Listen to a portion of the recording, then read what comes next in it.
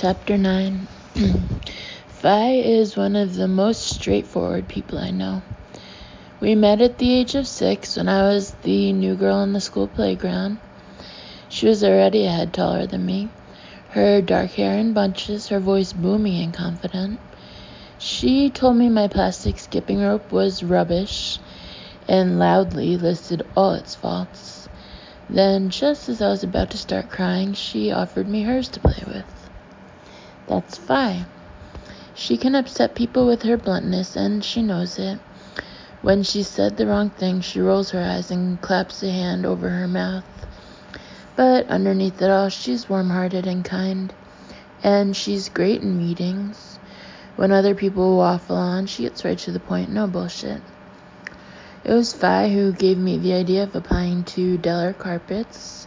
She'd been working there for 2 years when Frenshaw's, the company I was at before, got taken over by a Spanish company, and a bunch of us were laid off.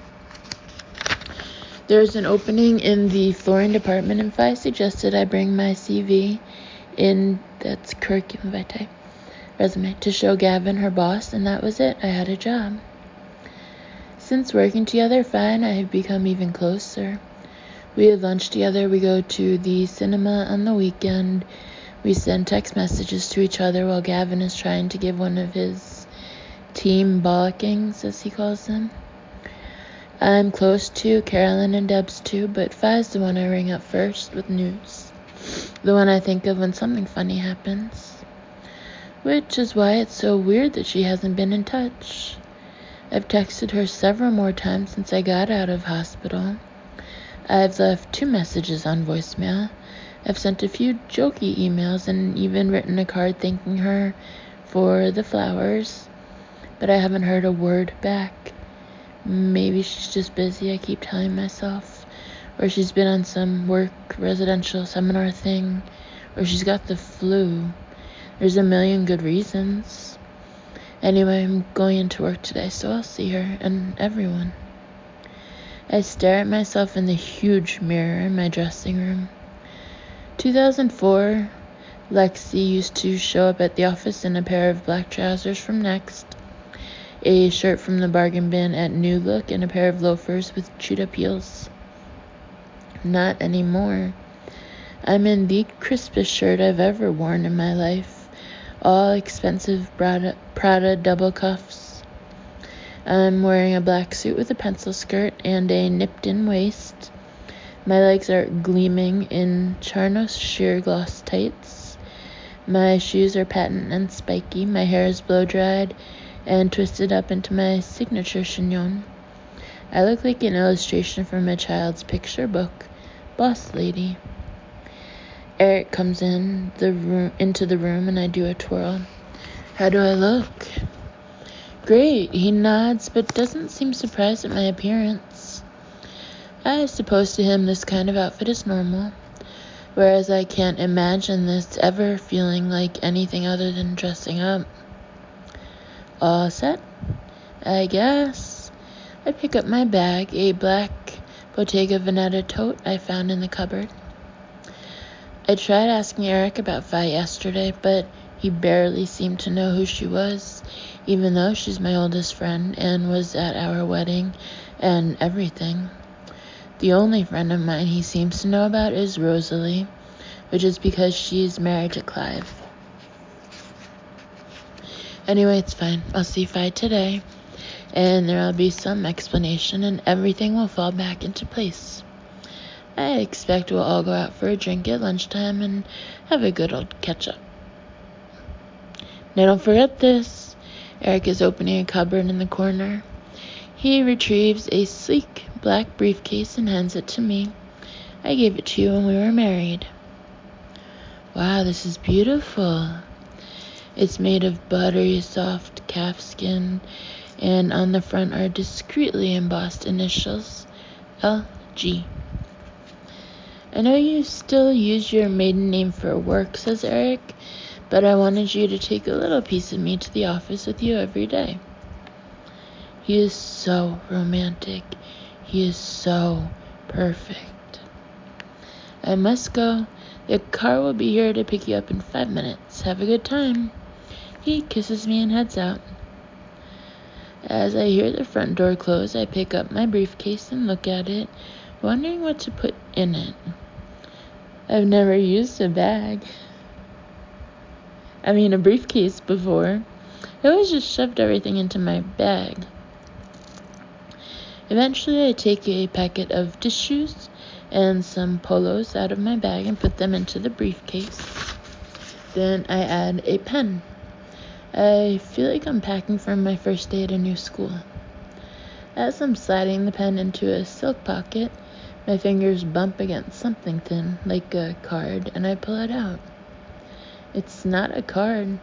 It's an old photo of me, Fi, Debs, and Carolyn, before I had my hair done, when my teeth were still all snaggly. We're in a bar, all dressed up in glittery tops with rosy cheeks and party popper streamers over our heads.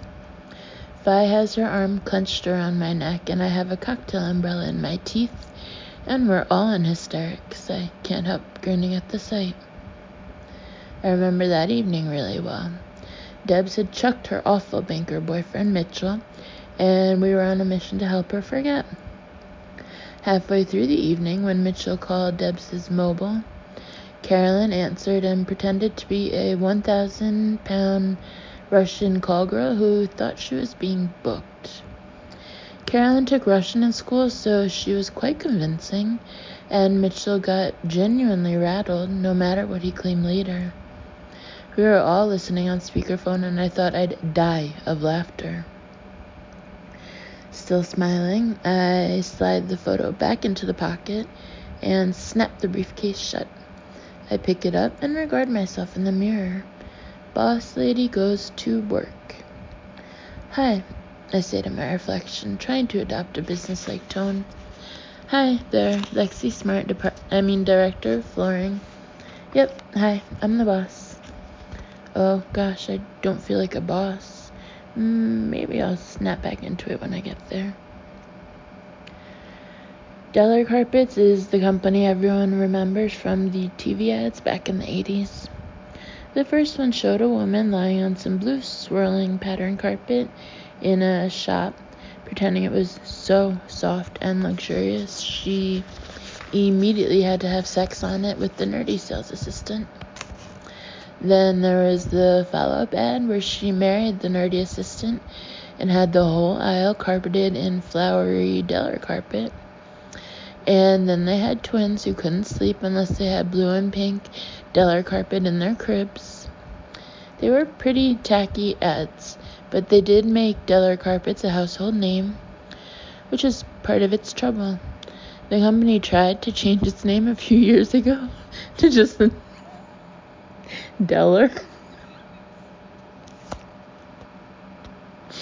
There was a new logo and mission statement and everything, but nobody took any notice of that. You say you work at Deller and people frown, and then they say you mean Deller Carpets. It's even more ironic because carpet is only a fraction of the company these days. About 10 years ago, the maintenance department started producing a carpet cleaner that was sold by mail order and became incredibly popular. They expanded into all sorts of cleaning products and gadgets, and now the mail order business is huge. So are soft furnishings and fabrics, but poor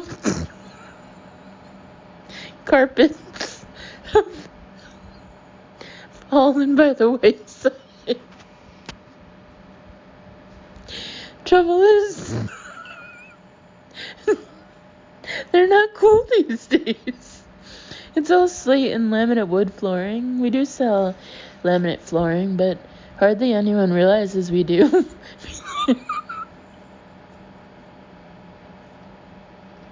Because they think we're so-called Deller Carpets. It's like one big vicious circle that all leads back to shag. I know. Carpets aren't cool.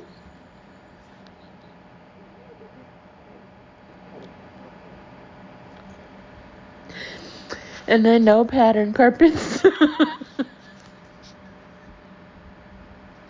are even less cool.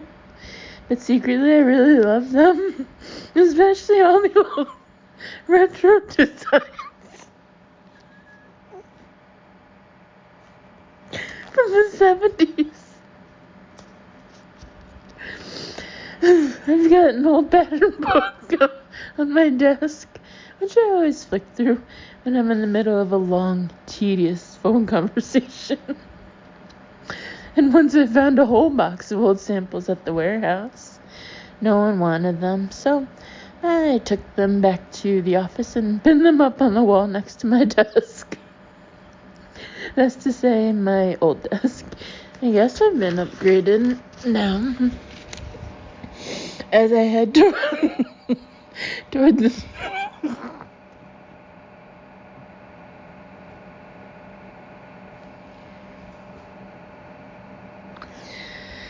familiar building on Victoria Palace Road, I feel a fizz of anticipation in my stomach. It's the same as it ever was. A tall, pale, gray block with granite pillars at the entrance. I push open the glass doors to reception and stop in surprise. The foyer is different. It looks really cool. They've moved the desk and there are glass partitions where there used to be a wall. And the flooring is blue metallic effect vinyl. There must be a new range out. Lexi, a plump woman in a pink shirt and tapered black trousers, is bustling toward me. She has highlights and fuchsia lipstick and pumps, and she's called, I know her, head of human resources. Dana. I gasped the name in relief. Hi. Lexi. She holds out a hand to shake mine. Welcome back. You poor thing. We were all so upset to hear what happened. I'm fine, thanks, a lot better. I follow her over the shiny vinyl floor, take a security pass from her, and swipe my way through the security entrance. This is all new, too. We didn't used to have barriers, just a guard called Reg. Good, well, come this way. Dana's ushering me along. I thought we could have a short chat in my office, pop in on the budget meeting, and then you'll want to see your department. Great, good idea. My department? I used to just have a desk and a stapler. We travel up in the lift and get out at the second floor, and Dana ushers me into her office. Take a seat. She pulls out a plushy chair and sits down at her desk. So now, obviously, we need to talk about your condition. She lowers her voice discreetly as though I have some embarrassing Pantene ailment. You have amnesia. That's right. Apart from that, I'm pretty much okay. Good. She scribbles something on her pad of paper. And is this amnesia permanent or temporary? Well, the doctor said I might start remembering things at any time. Marvelous. Her face brightens. Obviously, from our point of view, it would be great if you could remember everything by the 21st.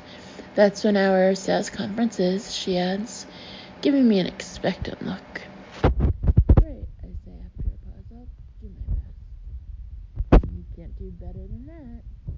She chills with laughter and pushes back her chair. Now let's go and say hello to Simon and the others.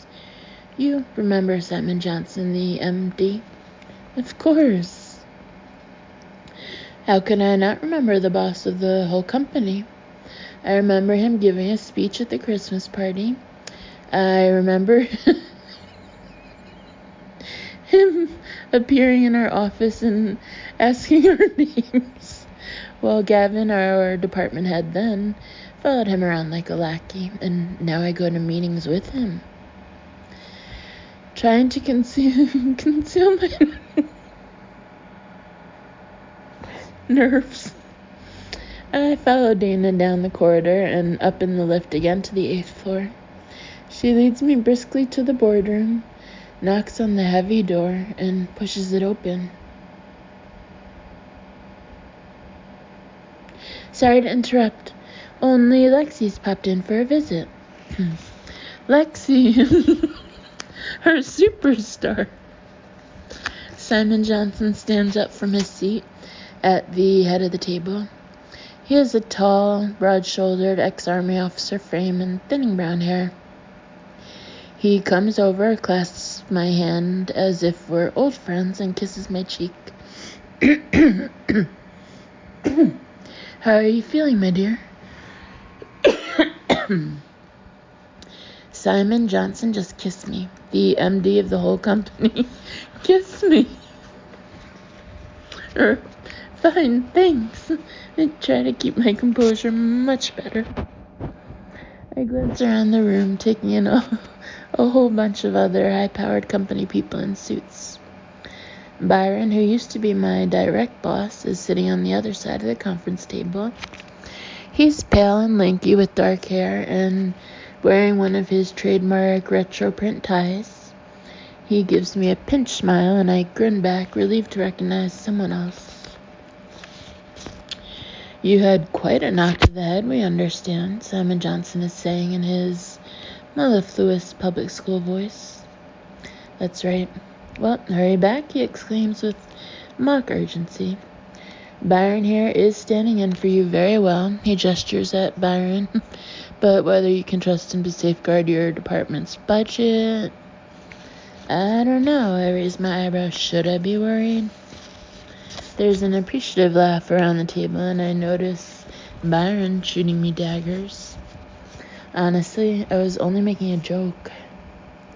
Seriously, though, Lexi, I need to talk to you about our recent discussions. Simon Johnson gives me a meaningful nod. We'll have lunch when you get back properly. Absolutely. I match his confidential tone, even though I have no idea what he's talking about. Simon, Dana steps forward, lowering her voice a smidgen. The doctors don't know whether Lexi's amnesia is permanent or temporary, so she may have some problems with memory. Probably an advantage in this business, says a balding man opposite, and there's another chuckle around the table. Lexi, I have every confidence in you, Simon Johnson says firmly. He turns to a red-haired guy sitting nearby. Daniel, you two haven't met yet, have you? Daniel is our new finance controller. Daniel, you might have seen Lexi on television. That's right. I can see recognition dawning on the guy's face as we shake hands. So, you're the whiz kid I've heard about. Whiz kid? I don't think so, I say uncertainly, and there's a laugh. Don't be modest. Simon gives me a warm smile, then turns to Daniel. This young woman has had the most meteoric rise through this company, from associate junior sales manager to director of her department within 18 months. As I've said many times to Lexi herself, it was a gamble giving her the job, but I've never regretted taking that risk for a moment. She's a natural leader. She's inspirational. She puts in 24 hours a day. She has some exciting strategic visions for the future. This is a very, very talented member of the company. As he finishes, Simon is beaming at me. So are the balding guy and a couple of the others. I'm in a state of total shock. My face is puce. My legs are wobbling. No one's ever spoken about me like that. Ever. My whole life. Well, thanks, I stutter at last. Lexi, Simon gestures at an empty chair. Can we tempt you to stay for the budget meeting? I glance at Dana for help. She's not staying long today, Simon, says Dana. We're popping down to Flooring now. Of course, he nods. Well, you're missing a treat. Everyone loves a budget meeting. His eyes crinkle with humor. Don't you realize I did this to avoid the budget meeting? I gesture at the last remaining grays on my head, and there's another huge laugh around the room. See you soon, Lexi, Simon says. Look after yourself. As Dana and I leave the boardroom, I'm lightheaded with exhilaration. I can't quite believe all that just happened. I bantered with Simon Johnson. I'm a whiz kid. I have strategic visions of the future. I just hope I wrote them down somewhere. So, you remember where the flooring department is? Dana says as we descend again in the lift. I know everyone's eager to see you. Me too, I say with growing confidence.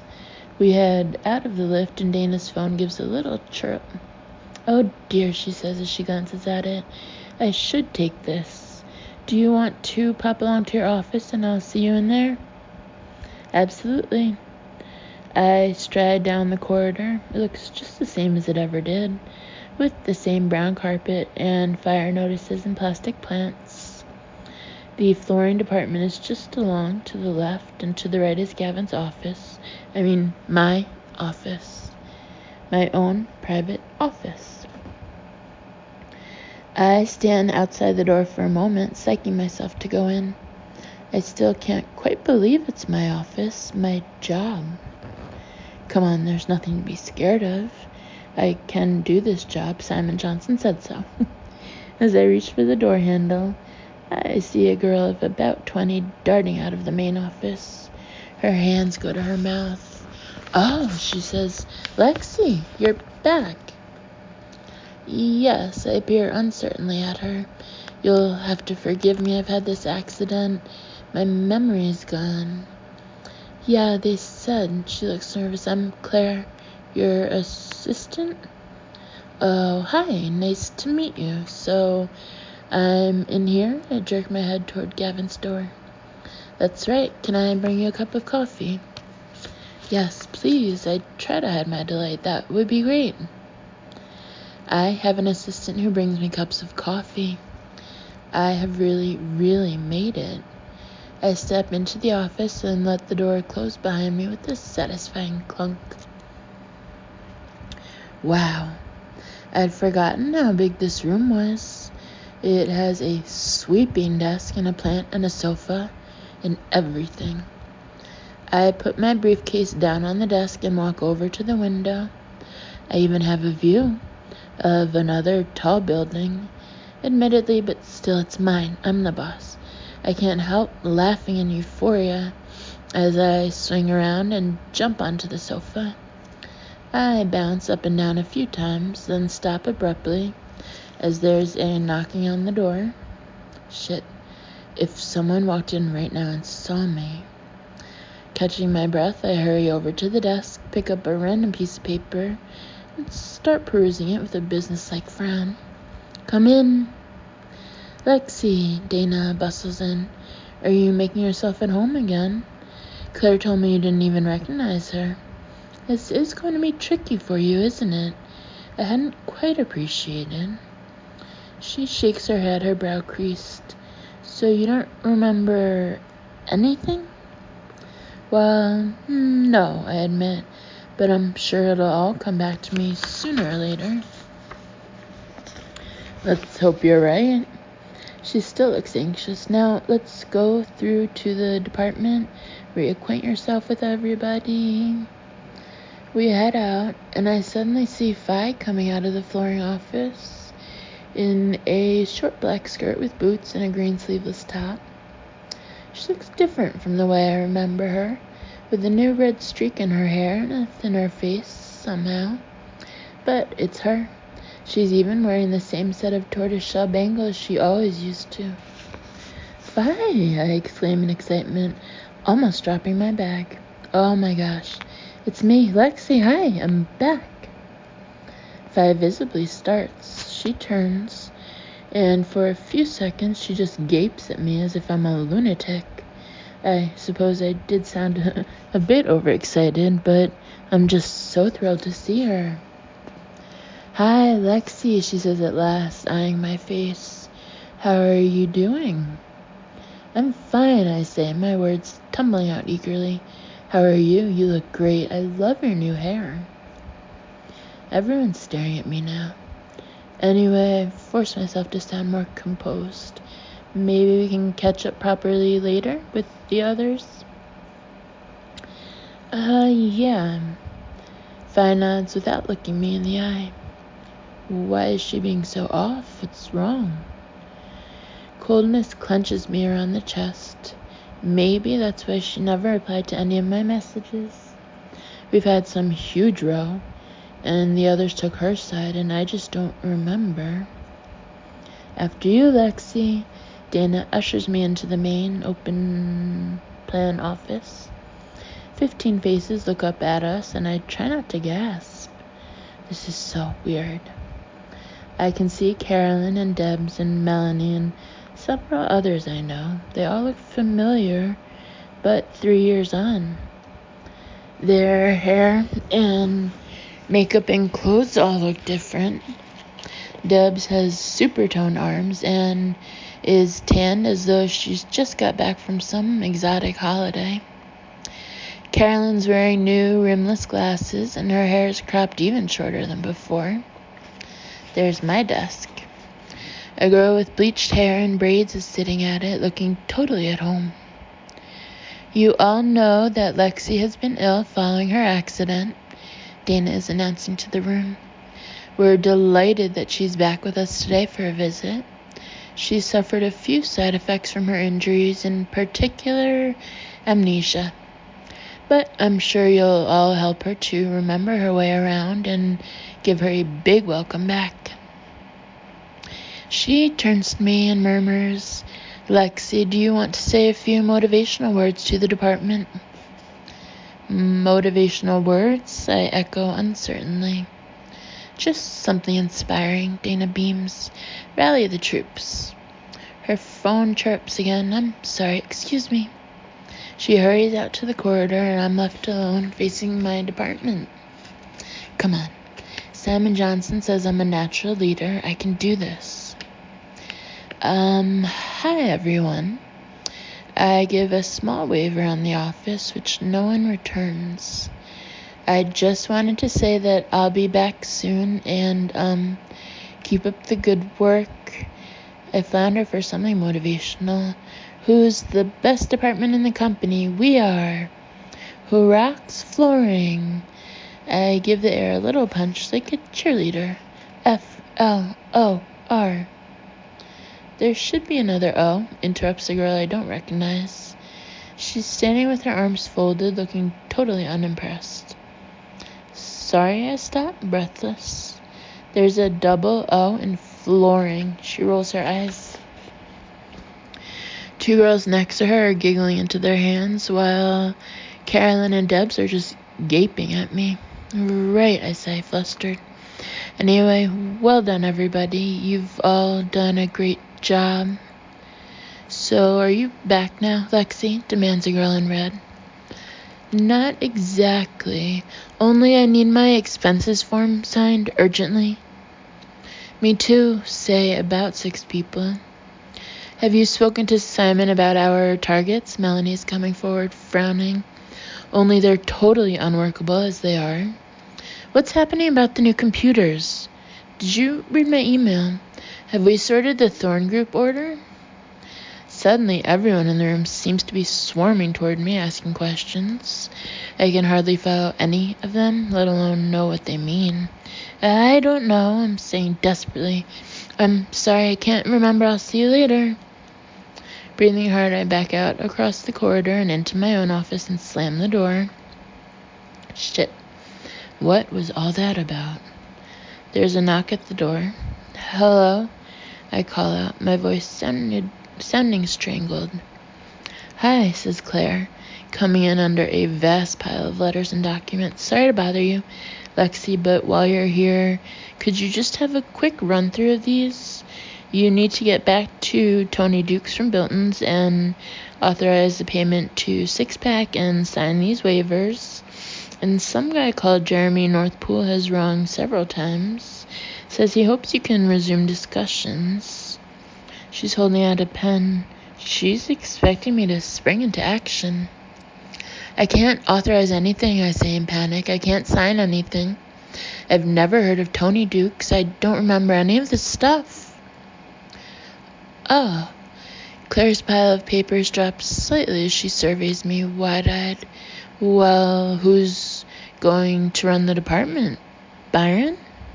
No, I mean, me. It's my job. I'll do it. I just need a bit of time. Look, leave all that with me. I try to put myself together.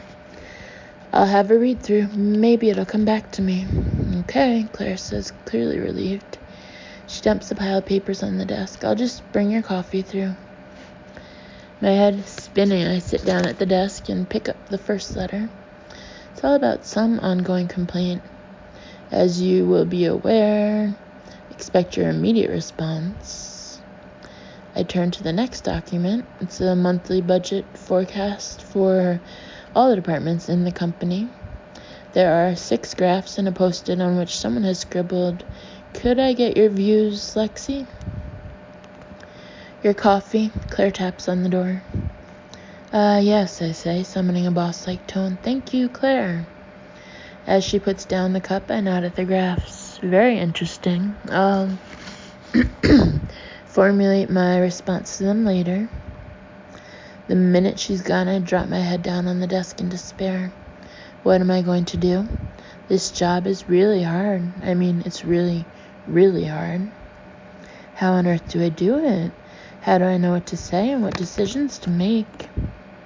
There's yet another knocking at the door, and I hastily sit bolt upright, grabbing a bit of paper at random. Everything all right, Lexi? It's Byron, holding a bottle of water and a sheaf of papers. He leans against the door frame, his bony wrist protruding from his white shirt. Around one of them is an outsized high-tech watch, which I'm sure cost a lot, but it looks ridiculous. Fine, great. I thought you were in the budget meeting. We've broken for lunch. He has this sarcastic, drawling way of speaking, as though you're a total moron. Truth be told, I never got on with Byron. Now his eye is running over the pile of papers on my desk. Back at it already, I see. Not really, I smile, but he doesn't return it. Have you decided what to do about Tony Dukes? Because accounts were on to me yesterday. Well, I hesitate. Actually, I don't quite. I'm not. I swallow, feeling color sweep through my face. The thing is, I've had amnesia since my accident, and I trail off, twisting my fingers into knots. Byron's face suddenly snaps in comprehension. Jesus, he says after surveying me for a moment. You don't know who Tony Dukes is, do you? Tony Dukes.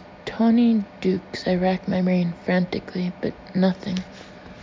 Well, no, but if you could just remind me. Byron ignores me. He comes farther into the room, tapping his water bottle against his palm, his forehead creased in an appraising frown. Let me get this straight, he says slowly. You remember absolutely nothing? All my instincts are prickling. He's like a cat prodding a mouse, working out exactly how weak its prey is. He wants my job. As soon as it hits me, I feel like a total idiot for not having worked that one out before. Of course he does. I leapfrogged over him. He must totally loathe me underneath that polite, pleasant veneer. I don't remember nothing, I exclaim quickly, as if the very idea is ridiculous. Just the last 3 years is a bit of a blank. The last 3 years? Byron throws back his head and laughs incredulously.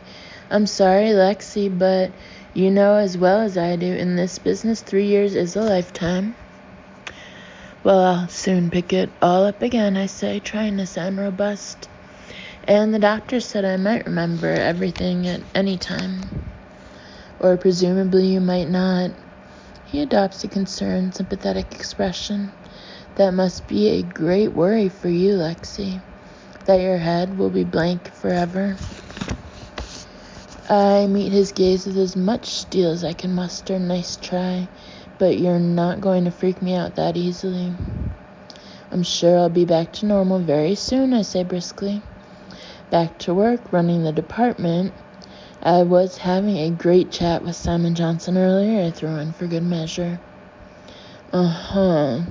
He taps the water bottle thoughtfully. So, what do you want to do about Tony Dukes? Fuck, he's outmaneuvered me. There's nothing I can say about Tony Dukes, and he knows it. I shuffle the papers on my desk, playing for time. Maybe you could make a decision on that, I say at last. I'd be happy to. He gives me a patronizing smile. I'll take care of everything. You just look after yourself, Lexi. Get yourself better. Take as much time as you need. Don't worry about a thing. Well, thank you. I force a pleasant tone. I appreciate it, Byron. So, Dana appears at the door. Are you two having a nice chat? Catching up with things, Lexi? Absolutely, I smile, my teeth gritted. Byron's being very helpful. Anything I can do to help? He spreads his arm in a self-deprecating gesture. I'm right here. Memory intact. Super. Dana glances at her watch. Now, Lexi, I have to shoot off to lunch, but I can see you out if we leave now.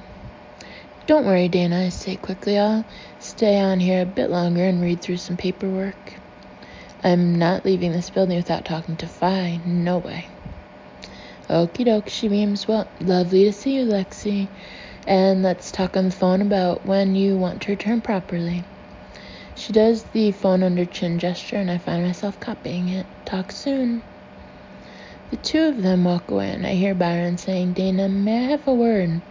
We need to discuss this situation with the greatest respect to Lexi. My office door shuts, and I tiptoe toward it. I open it a chink and poke my head out. She's clearly not fit to lead this department. Byron's voice is audible as he and Dana turn the corner toward the lifts. Bastard. He didn't even bother waiting until he was out of earshot. I head back into my office, slump down at the desk, and bury my head in my hands. All my euphoria has vanished. I have no idea how I ever got this job. I lift a paper at random from the heap in front of me and stare at it. Something about insurance premiums. How do I know all this stuff anyway? When did I learn it? I feel like I've woken up clinging to the top of Mount Everest, and I don't even know what a crampon is. Heaving a huge sigh, I put the sheet down. I need to talk to someone. Phi. I lift the phone receiver and dial 352, which is her extension, unless they've changed the system. Flooring department, Fiona Roper speaking. Phi, it's me. I say, Lexi, listen, can we talk? Of course, Phi says in formal tones. Do you want me to come in and see you now, or should I make an appointment with Claire? My heart sinks. She sounds so remote. I just meant we could have a chat, unless you're busy. Actually, I was about to go to lunch. Well, I'll come too, I say eagerly, like old times. I could die for a hot chocolate. And does Morelli's still do those great paninis? Lexi? Phi, I really need to talk to you, okay? I clutch the phone tighter. I don't remember anything, and it's freaking me out a bit, the whole situation. I try to laugh. Just hang on, I'll be out in a moment. I thrust down the receiver and grab a piece of paper. I hesitate, then scrawl. Please action all these, Byron. Many thanks, Lexi. I know I'm playing right into his hands, but right now, all I care about is seeing my friends. Seizing my bag and briefcase, I hurry out of my office, past Claire's desk and into the main flooring department. Hi, Lexi, says a nearby girl. Did you want something? No, it's okay, thanks. I'm just meeting Phi for lunch. I trail off. I can't see Fi anywhere in the office, or Carolyn, or Debs. The girl looks surprised. I think they've already gone to lunch. You only just missed them, though. Oh, right, I try to hide my discomfiture. Thanks, I expect they meant to meet in the lobby. I swivel on my heel, then walk as fast as I can in my spiky shoes along the corridor. Just in time to see Debs disappearing into a lift. Wait! I cry out, breaking into a run. I'm here! Debs! But the lift doors are already closing. She heard me, I know she did. Thoughts are spinning wildly around in my head as I shove open the door to the stairs and clatter down. They knew I was coming. Are they avoiding me? What the fuck has gone on these last 3 years? We're friends. Okay, I know I'm boss now, but you can be friends with your boss, can't you? Can't you? I arrive at the ground floor and almost tumble into the foyer. The first thing I see is Carolyn and Debs heading out the main glass doors, with Fi just in front of them. Hi, I cry out almost desperately. Wait! I pelt toward the glass doors, and at last catch up with them on the front steps of the building. Oh, hi, Lexi. Fi gives a tiny snort that I know means she's trying not to laugh. I suppose I do look a bit incongruous, running along red-faced in my black suit and chignon. I thought we were going to have lunch together, I say, panting. I told you I was coming. There's silence. No one is meeting my eyes. Debs is twiddling her long silver pendant. Her blonde hair is lifting in the breeze. Carolyn has taken off her glasses and is polishing them on her white shirt. What's going on? I try to sound relaxed, but I can hear a throb of hurt in my own voice. Fi, why didn't you return any of my messages? Is there some kind of problem? None of them speaks. Can almost see the thought bubbles traveling between them. But I can't read the thought bubbles anymore. I'm out of the loop. You guys, I attempt to smile. Please, you have to help me out. I have amnesia. I don't remember. Did we have a row or something? No, Fi shrugs. Well, I don't understand it. I look around the faces entreatingly. Last I remember, we were best mates. Going out on a Friday night, we had banana cocktails. Loser Dave stood me up. We did karaoke, remember? Fi exhales sharply and raises her eyebrows at Carolyn. That was a long time ago. So, what's happened since? Look, Fi sighs, let's just leave it. You've had this accident, you're ill, we don't want to upset you. Yes, let's just all go and get a sandwich together. Debs glances at Fi as though to say, humor her. Don't patronize me. My voice is sharper than I meant. Forget about the accident. I'm not an invalid. I'm fine. But I need you to tell me the truth. I look around the group in desperation. If we didn't have a row, what's wrong? What's happened? Lexi, nothing happened. Fi sounds awkward. It's just, we don't really hang out with you anymore. We're not mates. But why not?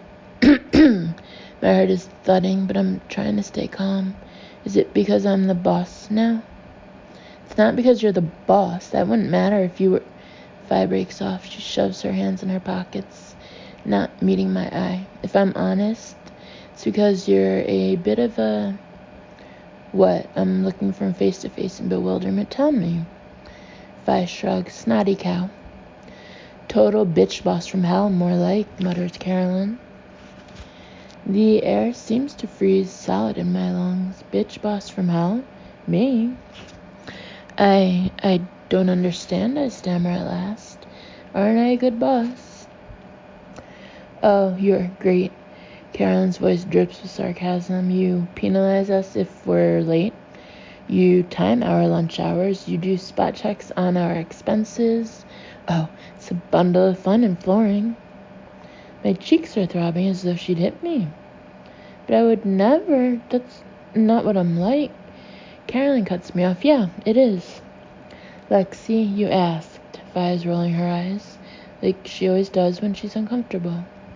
That's why we don't hang out anymore. You do your thing and we do ours. I can't be a bitch, I manage at last, my voice trembling. I can't be. I'm your friend, Lexi. We have fun together. We go out dancing together. We get pissed. Tears are pricking my eyes. I look around the faces I know so well, yet kind of don't, trying desperately to spark a chord of recognition. I'm me, Lexi, Snaggletooth. Remember me? Vi and Carolyn exchange looks. Lexi, Vi says almost gently, you are our boss. We do what you say, but we don't have lunch, and we don't go out. She hefts her bag on her shoulder, then sighs. Look, come along today if you want to. No, I say, stung. It's okay, thanks. And with shaky legs, I turn and walk away.